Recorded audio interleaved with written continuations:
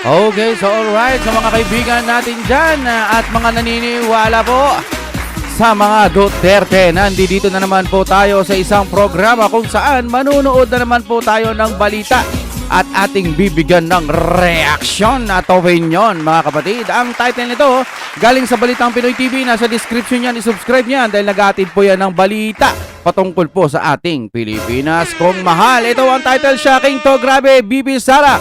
Just now, breaking news, tamba, Dilawan, shock dito. Ay, anong meron? Ito ba yung wala silang gagawin kundi sa buong 3 years na natitira, pabagsakin ng Duterte? Hindi na ho sila magtatrabaho ng maayos? At balita ko doon sa SONA, sabi ng ganun, sa mga korupsyon, magnanakaw, etc. ganyan. Mahiya naman kayo, sabi ng presidente. Tapos nagpalakpakan. Natuwa sila kasi ang sinabi lang, mahiya naman kayo. Hindi ikulong naman kayo. Dapat sa inyo ikulong. Walang ganon. Dapat sa inyo ikulong. Mahiya naman kayo. Dapat sa inyo pagbayarin, ikulong. Alam niyo na may katiwalian eh. Pero sabi lang niya, mahiya naman kayo. Mahiya naman kayo. Ayaw mo, hindi mo kayang ipakulong. Hindi mo kayang ipakulong na. Oh my God, we're back again. Come on, let's get down to business. Ulitin natin, mahiya lang daw kayo. Hindi daw pwedeng ipakulong. Kung gusto nyo naman ng mura na at mabilis na internet, Ay, nandito na ang internet Fiber tayo, ni Juan. mabilis yan. Maaasahan, kaya tawag na. Baka meron na sa inyong lugar ang Fiber ni Juan. Salamat, Fiber ni Juan, Kuya Sir Brens. Yan. Kaibigang matatag ko yan. Yun nga ang sinasabi ko. Sinabi lang ng presidente, pag may nakitang mga, alimbawa, may na-discovering pagnanakaw, hindi mo lang paiimbestigahan. Tama ba yun? O baka kulang lang yung napanood ko. Hindi mo lang sabihin, mananagot kayo sa batas. Sabi lang, mahiya naman kayo. Bilyon-bilyon nung ninakaw, mahiya lang kayo. Eto na po, panoorin na natin ng sabay-sabay, mga kapatid. Sir, Pinag-aralan nila yan for how many years? Okay?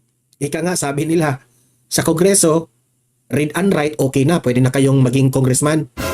Dito, sa Supreme Court, yeah. hindi kayo pwedeng maging miyembro diyan Ah. kung hindi ka dumaan ng masusing pag-aaral. Sinasabi mo ba doon sa camera, read and write pwede na? Yung mga Google lang? Sa pangkalahatan sinasabi ko ha, okay na yon? Tapos magrereklamo sila sa Supreme Court na may mga pinag-aralan. Sino sa kanila ngayon ang tama? Camera? Taragis na gobyerno ngayon ng putik niya, no? Mahiya naman kayo. Mahiya lang. Comment nga kayo, mga kapatid. Tsaka papindot na lang din ho ng like, ha. Yung subscribe siguro maya-maya kung gustong-gusto nyo na talaga ako. Mag-like po tsaka comment, no? Iniisip ko lang eh. Yung iba nga dyan, pag magnanakaw ng mga saging o mga konting pera, masama talaga yon, no? Kinukulong, pinananagot sa batas. Wala kang lisensya, nagda-drive ka eh, may violation ka na eh. Samantalang doon, mahiya naman kayo, yun lang. Ha? Mahiya naman kayo. Ay, weak leader ka talaga. Ay, mahiya naman kayo, yun lang. Sakti naman yan, tuloy-tuloy po tayo, sir. Eto ha, 2028, mananalo yan si VP Sara, maging Naman, presidente yan. Naman. Trust me when I say this. Yang mga galamay ni Martin Romualdez sa Kongreso ngayon, ubos yan. Ubos yan. Dito naman sa executive branch, si Bongbong Marcos, si F. Eliza Marcos, nakabinbin ang mga kaso niyan after Agoy. sa termino ni Bongbong Marcos. Yun yung maganda ron. Nakaabang na yung mga yan. Balitang Pinoy TV. Tama nga sila, no? Pag na-survive ito ng Duterte, at talagang syempre mananaig po ang kabutihan. Ganun lang naman eh. Kung wala kang ginagawang masama, hindi ka talaga makukulong. Depende na lang kung bababuyin nila yung batas tulad ng ginawa nila sa Pangulong Duterte natin. Yan ang maiinit na emotional na si dating spokesperson Attorney Harry Roque, no? Yes, yes. Ang kanya pong pinag-usapan ay ito nga, itong impeachment na ruling ng desisyon ng Supreme Court na unconstitutional ang desisyon ng Pera, pag hindi Supreme Court. kakayanin ng utak Kaya mo talagang itong mga kalaban ngayon ni VP Sara at itong mga Duterte ay hanap sila ngayon ng butas. Hanap sila ngayon ng mga kung ano-anong ikakalkal nilang mga kasalanan dito sa mga Duterte. Oo. Kaya itong si Attorney Harry Roque ay hindi maiwasan na maging emotional. Kasi itong mga kalaban ngayon ng mga Duterte ay may planong ilalabas raw nila ang mga bank records ng mga Duterte. Ito, sa akin lang, posible ba yan? Legal ba yan? O illegal ba yan? Yan. Actually, hindi pwede. Private po talaga yon. Kahit sa kabila mong tignan, private po yon. Kahit papano itong mga Duterte, may savings. Pero hindi kasing bilyon ng mga buaya. Biruin mo, kumain lang sila ng lechon. Inisyo na ng mga taga Metro Manila. Yung mga kumakalaban sa Duterte, kumain lang ng lechon. Bawal ba kumain ng Duterte ng lechon? Mahal ang lechon sa Metro Manila. Pero dito sa amin sa probinsya, kahit papano, makakakuha ka ng mga mura. Kasi sa atin, di ba, sa Metro Manila, pag kumain tayo ng lechon, wow, uy, wow. Pag sa mga probinsya, mayroon ka lang 4,000, 5,000, hanggang 7,000, okay na. Masarap na lechon na yun. Pero, Duterte, kahit paano may savings yan. Simbolo ba ng kurakutan kapag ka naglechon? Naalala nyo nun, di ba? Lahat na lang ng may maisisingit nyo sa Duterte, ibabato nyo eh. Yung Dolomite Beach, ayaw nyo nang i-issue ulit? Sino ba yung mga nagpaputok ng issue na nun? Na dahil sa Dolomite Beach kaya nagbaba yung Metro Manila. Di ba kagunggungan yun? Ang tagal, noon pa man bumabaan na dyan eh. Ang hilig nyo kasing sa mga Duterte. Tapos ngayon ito, bank account naman. Ay, Pilipinas kong mahal. Pabugok ng pabugok. Yung mga bugok. Ang malaking tanong. Kasi po, Kalma. ang problema nitong mga kalaban ng mga Duterte ay pilit nilang siraan, no, by this propaganda na sila ay corrupt. Pati itong mga bank records ilalabas nila para magmukhang may pondo na malaking pera itong mga Duterte kahit dahil doon nilagay yung mga corrupt na mga kinurap nila na pera. Yun ang nila. Yun siguro ang plano nila. Kaya itong si Atty. Harry Naalala ko po si Trillanes. Si Trillanes po, may mga pinakita siyang bank account, etc. nung sa Pogo issue doon po sa Quadcom, ano? Naalala niyo yun? Tapos parang nagsalita ata yung bangko na wala silang statement na ganyan na nilabas kasi bawal ilabas. So, yung mga ganun ba, halimbawa si Trillanes, hindi pwedeng panagutin? Ganun-ganun na lang yun. Pag mali yung kanyang inilabas, mali lang, wala nang... Kasi alam nyo mga kapatid, sa mga malalakas sa Duterte, halimbawa yung mga tropa natin dyan, yung mga kaalyado talaga ng Duterte na mga mayayaman at lumalabas lagi sa media. Maghain lang po tayo ng maghain. Kayo naman na may mga kapangyarihan dyan, mga sir, mga ma'am. Saludo kami sa inyo. No hate ha. Maghain pa kayo ng maghain. Hanggat may pondo, magsama-sama kayong mga mayayaman na sumusuporta sa Duterte. Mahirap lang kasi kami. Kayo yung mga nandiyan dyan sa front. Gawin ninyo lahat. Sige, mag-file kayo na mag-file. Yung mga attorney dyan, no? O kahit sino dyan, mag-file kayo na mag-file laban dun sa mga korap sa kabila para pag binasa yan ng mga... Naalala ko tuloy. Supreme Court, paano na lang? Kung papahuli. Sino bang maghuhuli? Sino bang PNP chief ngayon? Si Torre, wala rin pala. Tuntua si Torre, no? Na-mention siya ng Pangulo, eh.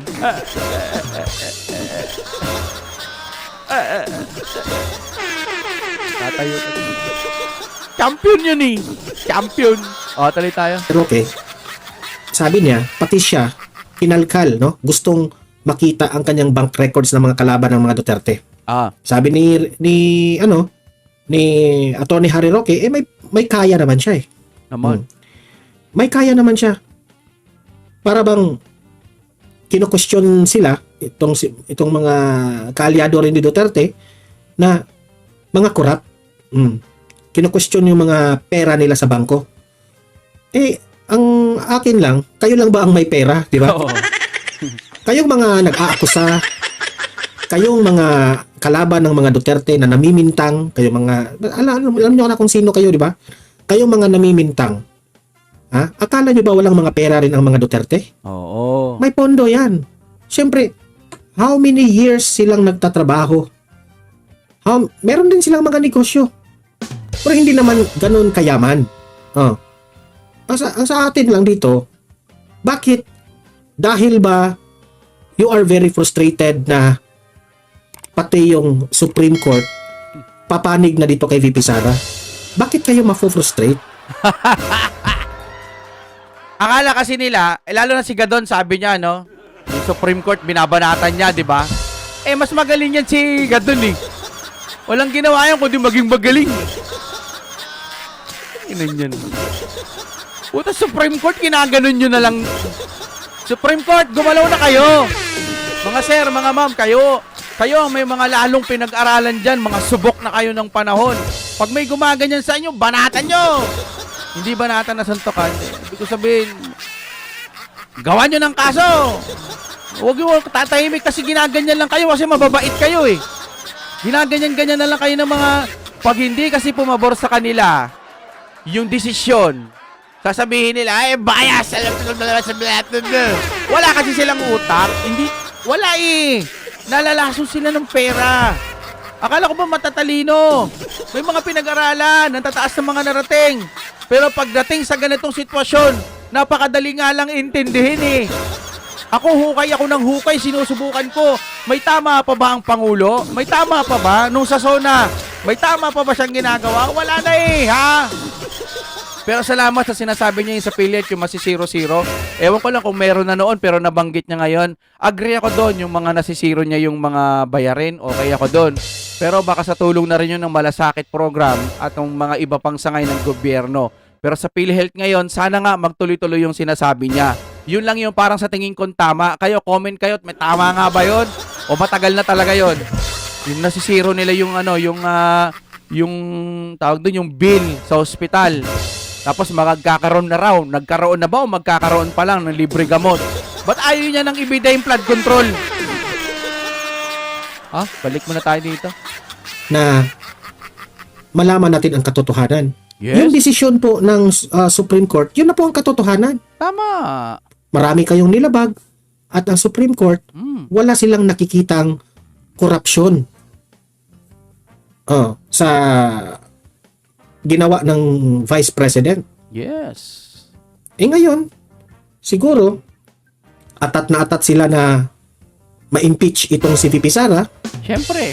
Kaya pati ang bank records ng mga Duterte ay gusto nilang kakalkalin. Oo. Di ba? Actually, desperado na kayo. Oo. Nasubrahan na ba? Nasubrahan na ka-desperado. Okay? So, yun po ang pag-uusapan natin ngayon. Ipapakita ko sa inyo ang video patungkol po dito ni Attorney Harry Roque sa kanyang vlog na inilabas niya ang kanyang mga saloobin patungkol dito sa mga umiiyak na mga dilawan, pinklawan, mga loyalista dahil dito sa victory kay VP Sara. Mas lalong lumalakas ngayon si VP Inday Sara Duterte. Okay, yun ang pag-uusapan natin ha.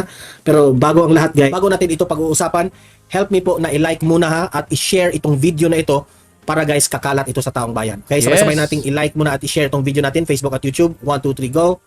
Okay, like and share para maraming makalam. And also guys, paki-subscribe at paki-follow ito para lagi kayong updated sa mga balita na kagaya nito. Yes. At ma-notify ang inyong mga cellphones kung meron tayong breaking news. Okay? So, kagaya nito, breaking news ito. So, sabay-sabay natin i-follow, i-subscribe, Facebook at YouTube. Ready? Follow, subscribe. 1, 2, 3, go! Ayan, thank you very much. Parang picture lang. Okay. Uy, palike naman. Palike. Without further ado, panoorin po natin at pakikinggan natin si Attorney Harry Roque at magre-react tayo ha sa kanyang mga sasabihin. Ayan. Attorney Harry Roque, pasok. Magandang araw ng linggo sa inyong lahat. Habang kayo nagpapahinga pa bago mag-Lunes, ito na naman tayo sa Spokes Hour. Kinakailangan pag-usapan ng mga nakaka-apekto sa pang-araw-araw na buhay ng ating mga kababayan sa Pilipinas at sa iba't ibang parte ng daigdig. Yes. Welcome to the Spokes Hour, mga kaibigan. At ngayon, pag-usapan natin ang mga maaasim na mga salita na nanggagaling sa mga loyalista ni Bangag, mga dilawan at CPP-MPA terorista na nagsanib puwersa na nagnais na patalsikin si BP Sara sa kanyang posisyon bilang Vice President sa pamamagitan ng isang impeachment. Ayun. Sa mga natutulog sa kangkungan na hindi nalalaman ng balita, binasura po. Unanimous ang Korte Suprema. Binasura ang impeachment complaint dahil po sa 2 puntos. Ang pagbabawal sa mahigit isang impeachment complaint laban sa isang impeachable officer. Yes. At ang sabi ko nga, kinakailangan ba maging genius ka na kapag pinagbabawal ang mahigit isang impeachment complaint sa isang taon at pang-4 na impeachment complaint ang sinampa bilang isang articles of impeachment, ayan ay pinagbabawal? Iniisip ko nga nasayang lang ang oras at panahon at salapi ng taong bayan ng Korte Suprema para mag-rule on something na napaka-obvious. Kapag pang-4, labag yan doon sa isa lamang na impeachment complaint ang pwedeng masimulan sa kada taon laban sa isang impeachable officer, di ba? Yes. 1 and 4. 4 is more than 1. Ano ba yan? Hindi man kailangan mag-law school para malaman yan. At pangalawa, correct. ay sabi ng Korte Suprema, miski ito isang impeachment na tinatawag nilang sui generis. Sui generis ay one of a kind. Hindi siya korte and yet hindi siya politika lamang. Oo. Kinakailangan bigyan ng pagkakataon na madinig ang nais matanggal sa posisyon. At kaya nga po, ang ating saligang batas ay merong proseso na kinakailangan. Dadaan muna po yan sa Committee on Justice at sa plenaryo ng Kamara de Representante. Ito ay para masiguro nga na yung mga pinatatanggal sa kanilang pwesto ay bambigyan ng pagkakataon na madinig. Dahil sila naman po ay merong mandato. Kung sila ay halal gaya ng Presidente at ang Vice Presidente, napakadaming ating kababayan na nagbigay ng mandato sa Presidente at sa Vice President. At kung sila naman po ay hindi halal ng bayan, napakataas naman po ng posisyon na yan na meron silang butas sa karayom na pinagdaanan gaya ng mga miyembro ng Supreme Court, ng constitutional bodies at ng Ombudsman na dumadaan muna sa Judicial and Bar Council bago sila matalaga sa kanilang pwesto.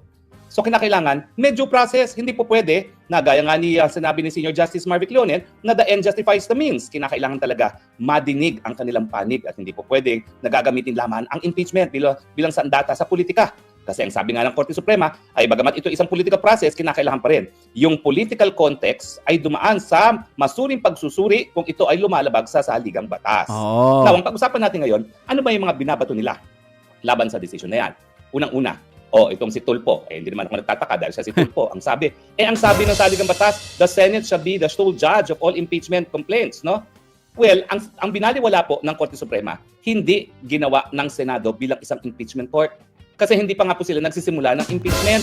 Oo. Bakit? Hindi pa nanunumpa yung 12 mga mahistrado. Oo. Doon Senate magistrado na manahalal nitong last elections, di ba? Sa 2025 elections. Ang mayroon palang sumpa, yung 12 na may iwan. Bakit? Meron bang desisyon magagawa ang 12? Samantalang ang Senado ay 24. Para magkaroon ng quorum, dapat 13. Wala nang 13th member, dahil 12 lang sila. So wala pang impeachment court na po pwedeng gumana.